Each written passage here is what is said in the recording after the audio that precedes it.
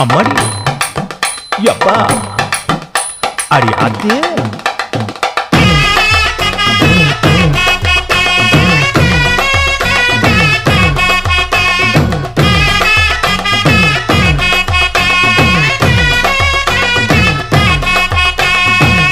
ஓராஞ்சாரம் பார்த்து ஒதுங்கணும் பதமா பின்ன ஓட தண்ணிக்குள்ள முங்கி குளிக்கணும் சுகமா மெல்ல லாவகமா ஓ முதுக தேய்க்கணும் எதமா